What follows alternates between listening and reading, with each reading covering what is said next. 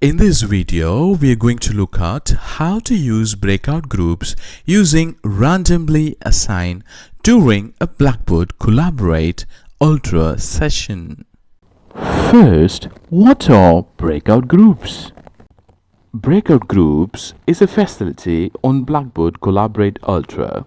It can be used for group discussion activities. Students can be divided into groups during a Collaborate Ultra session. About 20 groups can be formed during a live Blackboard Collaborate session. You can form smaller teams, for example, about 2 members in a group. Now, the question to you is, where can you find this on Collaborate? Once you open your virtual Blackboard session, you find Share Content next to My Settings. Click on that. Once you do that, under Interact, you find Breakout Groups. Select that for discussion activities and pair activities. The first thing to do is to select Randomly Assign. When you select Randomly Assign, the system divides the students into groups. But if you select Custom Assignment, the instructor has to move the students around. Below Assign Groups, there is an option to select the number of groups. If there are more students available, you can select many groups. For example, if there are 30 students in a classroom, you will have the option to choose 15 groups. You have selected Random Assign, the number of groups. First, by default, the teacher will be at the main room, and by default, there would be 2 groups when you start. Just to recall, if there are 24 members in a session, you can have about 12 groups. At the max, there can be 20 groups. After you select the number of groups and select Start, the teacher is in the main room and the students are assigned randomly to their groups. The teacher can move from one group to another from the main room. The instructor selects a group, for example, Group 1. Straight to that Group 1, you find a small box icon. Click on that to join Group 1. Immediately, there is a message that you're being moved to Group 1. The system takes a few seconds to connect to the group where you want to go.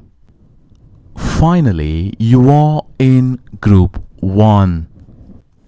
In that group, the teacher is the moderator and the teacher can listen to the students while the students are participating in their group activity, example, speaking activities.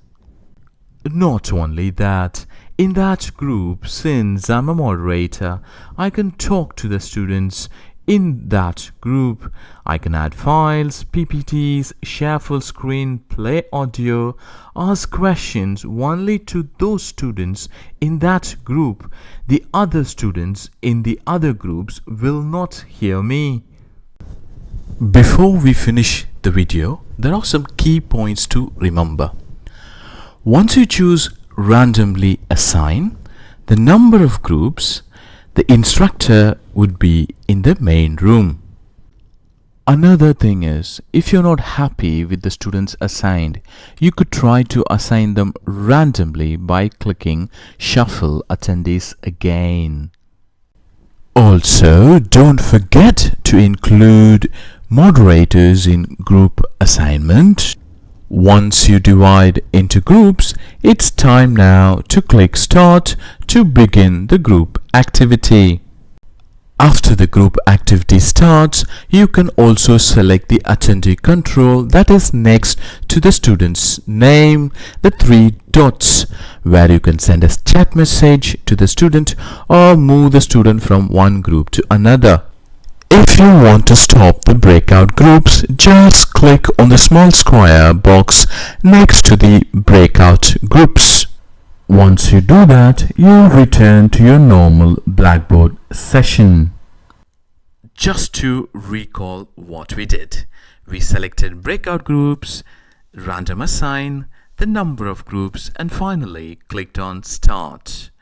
Now you can see the students randomly assigned. You can also ask questions to those individual groups, and thank you for watching. See you again.